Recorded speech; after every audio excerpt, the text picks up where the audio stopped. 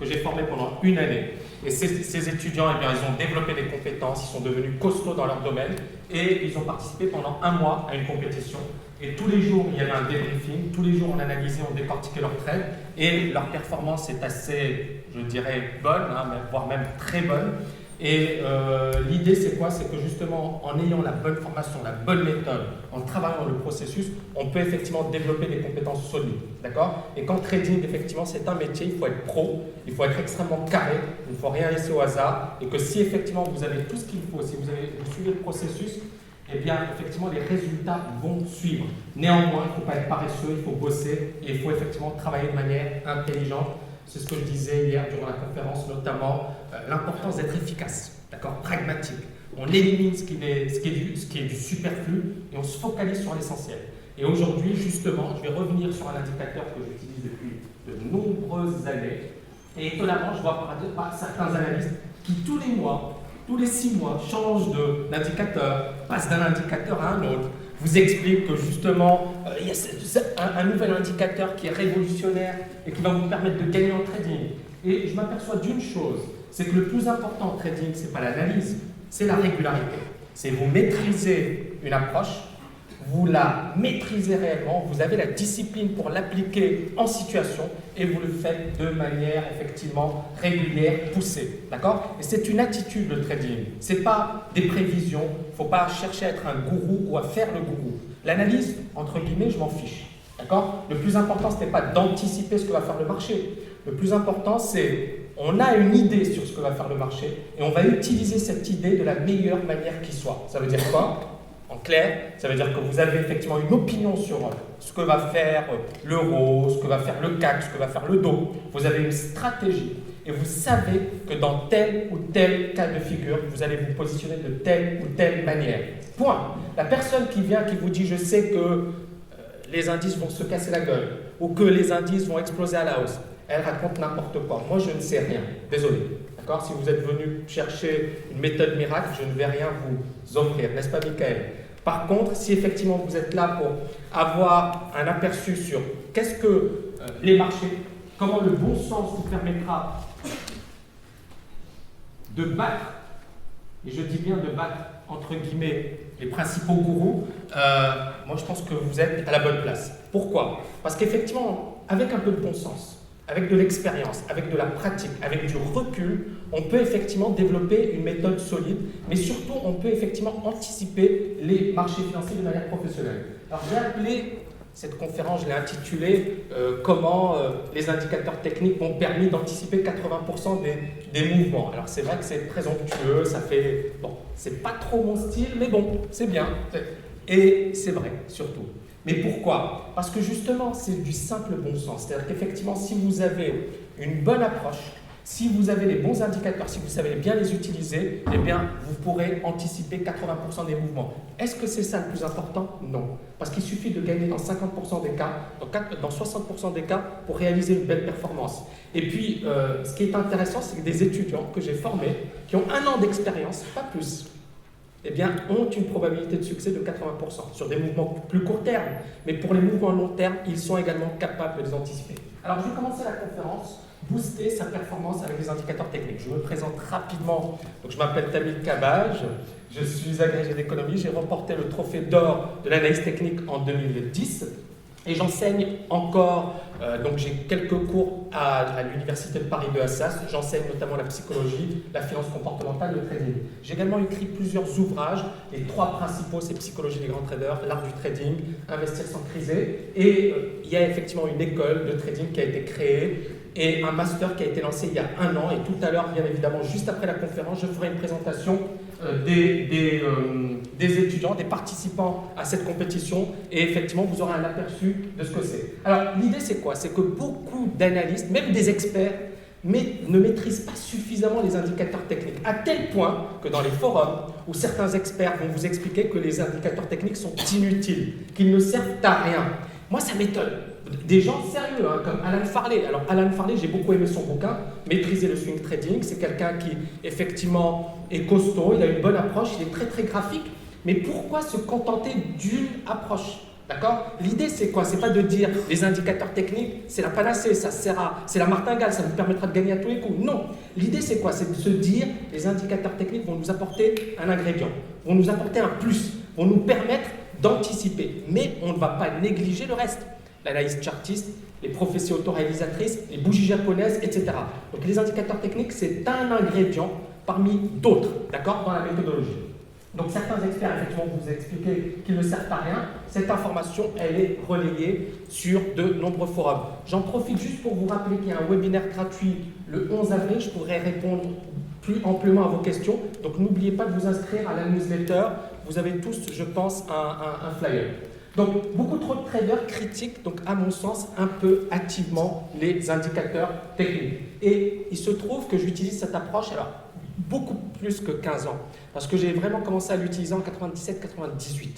Et cette approche, eh bien, elle est extrêmement performante. Mais il n'y a pas que les indicateurs techniques. L'idée, c'est quoi? C'est de se dire que dans un marché, on a souvent des phases d'euphorie à la hausse et des phases de panique à la baisse. Et l'idée, c'est que les indicateurs techniques vont vous permettre de cerner cette psychologie. D'accord? Lorsqu'on a un excès à la hausse, eh bien, les indicateurs techniques vont vous permettre de cadrer. Tac, on a l'excès. Attention, le marché risque de baisser. Il ne va pas baisser, il risque de baisser. Et donc, ça vous donne un élément. Et inversement, lorsque vous avez un mouvement de panique, le marché baisse fortement, là, vous arrivez effectivement à déceler des retournements. Et on va étudier plusieurs cas aujourd'hui. Il y a 80 slides, donc je vais essayer d'aller super vite. Mais il y a beaucoup de cas d'école qu'on va étudier. Donc, dans cette conférence, je vais justement vous révéler la puissance du RSI. Donc, ce que vous devez absolument maîtriser sur les indicateurs techniques. Donc, est-ce qu'il y a beaucoup de personnes ici qui ont lu mon livre, L'art du trading? Waouh, super. Donc, déjà les étudiants, bravo. Bon, vous êtes quand même assez nombreux. Donc, je vais revenir rapidement sur les concepts de base parce que certaines personnes ne connaissent pas l'approche. Donc, l'idée, c'est quoi? C'est qu'il faut être simple en trading, en analyse technique. Je l'ai déjà expliqué hier. L'idée, c'est de ne pas utiliser énormément d'indicateurs. Personnellement, j'en utilise deux, le RSI, le stochastique, et j'utilise également des moyennes mobiles arithmétiques, pas exponentielles. Pourquoi? Parce que justement, l'idée, c'est d'avoir un outil qu'utilisent certains professionnels, certains gérants, pour justement mieux cerner ces prophéties autoréalisatrices. Parce que si vous avez une moyenne mobile, par exemple 20-50 périodes, arithmétique, et vous savez que cette moyenne mobile, elle est suivie par pas mal de gérants. Donc, lorsqu'on se rapproche de cette moyenne mobile, les gérants comment dirais-je, que les cours se posent autour de cette moyenne. Et qu'est-ce qu'ils vont faire? Automatiquement, il y a une réaction, soit des gérants, soit des traders. Et donc, comme cet outil est beaucoup plus populaire que les moyennes mobiles exponentielles, on a souvent des réactions, et donc c'est une information en plus. Pourquoi une information en plus? Vous êtes trader, vous êtes day trader. C'est bon de savoir qu'autour de ce niveau, on va avoir une réaction, on va avoir un positionnement, on va avoir des prises de bénéfices. D'accord? Donc, c'est une information extrêmement importante. Donc, je me base justement sur plusieurs indicateurs, comme je le disais, chartisme, bougie japonaise, indicateurs techniques, cyclicité des marchés, approche contrariante, etc. Et ça forme un tout. L'idée, c'est que dans chaque configuration de marché, on est capable de dire c'est bon, c'est pas bon, j'y vais pas, je suis plutôt acheteur, plutôt vendeur. L'idée, c'est de cerner le marché, d'accord? On a effectivement pour chaque configuration de marché un scénario favori, une alternative, et on sait ce que l'on va faire. Est-ce qu'on va mettre le paquet? Est-ce qu'on va miser gros, ou est-ce qu'on va être beaucoup plus prudent, beaucoup plus conservateur, beaucoup plus attentiste? Hier, je vous avais parlé de la bougie de contrôle, pour ceux qui ont assisté à la conférence, et vous avez vu, cet outil, il est super simple et super efficace. C'est-à-dire, il suffit d'un seul outil, vous le maîtrisez bien, et vous avez déjà un avantage, parce que beaucoup vont s'amuser à acheter, à vendre, alors que le marché fait du surplace. Et vous, vous êtes à l'écart. Vous les regardez s'amuser, se fatiguer, perdre leur capital, et lorsque le marché décale réellement, vous êtes dedans. Le plus important, c'est la discipline. On voit bien l'importance de la psychologie, et on voit bien que ces outils vont vous apporter un plus. D'accord? Ce sont des ingrédients, ils vont vous apporter effectivement des éléments, à vous d'avoir l'approche qui va avec. Donc, bien évidemment, quand je parle de faire partie des top 20, c'est-à-dire qu'en maîtrisant ces indicateurs techniques, je peux vous garantir, et revenez me voir si ce n'est pas le cas, que vous battrez les meilleurs experts, les meilleurs bourreaux de la planète. Je sais que certains étudiants de Dauphine les ont battus. En 2009, j'avais donc donné un examen à mes étudiants. Je leur avais demandé de me faire une prévision sur le CAC 40, sur les principaux indices, etc. Et ils étaient haussiers. En 2009, 2 tiers des experts de Wall Street étaient baissiers. Étonnant. Pourtant, les indicateurs techniques étaient haussiers. Et c'est très important parce que pourquoi? Parce qu'on avait une psychologie dominante baissière, la plupart des opérateurs étaient baissiers et les indicateurs techniques étaient haussiers. Et quand vous avez ce type d'information, ça vous donne effectivement pas mal de choses.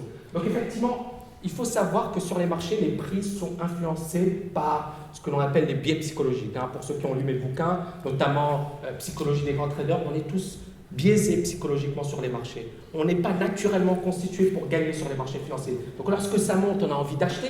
Lorsque ça baisse, on a envie de vendre, d'accord? Et donc je le vois avec mes étudiants. Et je vois lorsqu'on a des petites bougies vertes, il y en a qui me disent j'ai envie d'acheter. Lorsque ça baisse, j'ai envie de vendre. Et on voit bien l'importance effectivement d'avoir du recul par rapport à l'information, d'avoir des niveaux et de savoir ce qu'il faut faire. Il faut être stratège sur les marchés. C'est à vous d'imposer et de poser vos niveaux. Ce n'est pas au marché de vous dire ce que vous devez faire. C'est à vous de dire, voilà, dans tel ou tel cas de figure, je vais faire telle ou telle chose. Et lorsque le marché décale dans tel ou tel sens, vous êtes déjà préparé psychologiquement. Vous savez déjà ce que vous allez faire.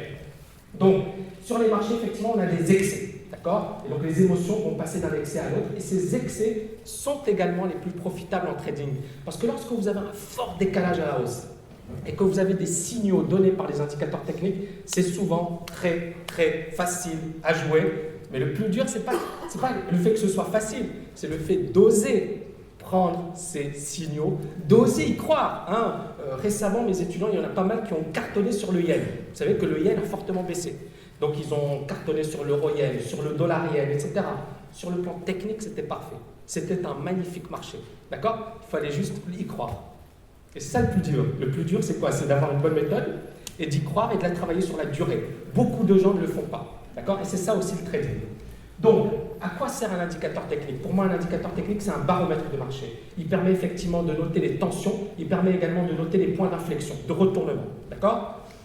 Donc, anticiper un retournement en chartisme. Donc, le chartisme, c'est l'analyse classique.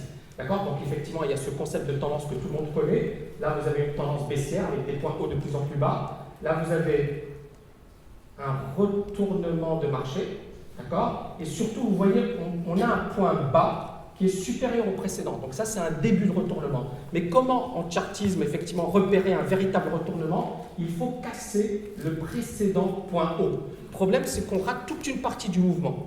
On est dehors, alors qu'on peut effectivement rentrer beaucoup plus tôt. Pas avec une grosse taille, mais avec une taille initiale, et puis, pourquoi pas, renforcer. Et ça, l'analyse chartiste ne le permet pas. Par contre, les indicateurs techniques peuvent vous donner cette information et peuvent vous permettre effectivement de vous positionner avant l'accélération du marché. Donc, problème, ce signal retardé fait rater une part importante du mouvement. Donc le RSI, qu'est-ce qu'il permet? Justement, il permet de détecter un retournement de tendance au tout début grâce au concept de divergence baissière et haussière. Il permet également de rentrer dans une tendance haussière au tout début en repérant les points bas. D'accord? Vous êtes dans une tendance haussière. Donc ici, par exemple, dans cette tendance haussière, vous voyez, le RSI est au-dessus de la zone de neutralité. À chaque fois, on a des points bas. Donc là, vous allez voir un marché, donc ça c'est le dollar-yen, un marché qui progresse. Vous avez une sorte de double top. Vous avez un marché qui diverge. Donc, divergence, ça veut dire quoi? Ça veut dire que le marché ne parvient pas, le RSI ne parvient pas à dessiner un niveau plus haut. Le problème, pour les personnes qui ne maîtrisent pas les indicateurs techniques, c'est qu'ils voient des divergences partout. Par exemple, là, on a une divergence où alors là, on peut avoir effectivement des divergences au niveau du marché. Donc là, c'est pas le bon exemple, mais c'est pas grave. Mais ce qui est intéressant, c'est quoi? C'est que vous avez ici une zone, ce que l'on appelle une zone de neutralité. D'accord? Et lorsque le marché est au-dessus, c'est plutôt haussier. Lorsque le marché est en dessous, c'est plutôt baissier. Et donc là, vous voyez effectivement des points hauts. Et surtout, vous voyez un marché qui diverge, qui casse et qui fait un pullback. D'accord? Et ce pullback nous donne un point d'entrée au niveau du timing. Donc ça, c'est déjà très important. Et beaucoup de gens, malheureusement, ne savent pas l'utiliser. Pourquoi? Parce que dès qu'on a une légère cassure, ils se disent c'est vendeur. Non, il faut attendre une confirmation, il faut attendre de voir comment le marché va se comporter et est-ce qu'il va réellement casser. On va en reparler tout à l'heure. Donc il faut effectivement recourir de manière vigilante aux indicateurs. Ce n'est pas parce que vous avez un marché qui casse légèrement qu'il faut vendre. Ce n'est pas parce que vous avez un marché qui casse légèrement à la hausse qu'il faut acheter. D'accord? Il faut être patient, il faut attendre le meilleur moment. Ici, donc je reviens sur ce concept de zone de neutralité. C'est quoi la zone de neutralité? C'est le marché qui progresse. Et on peut donc aller étudier les graphiques jour, aller étudier les graphiques weekly. On note que notamment des indicateurs comme le RSI, sont cycliques. Et donc, ils progressent, ils déclinent, ils progressent, ils déclinent, et à chaque fois, il arrive sur cette zone de neutralité. Je ne vais pas rentrer ici trop dans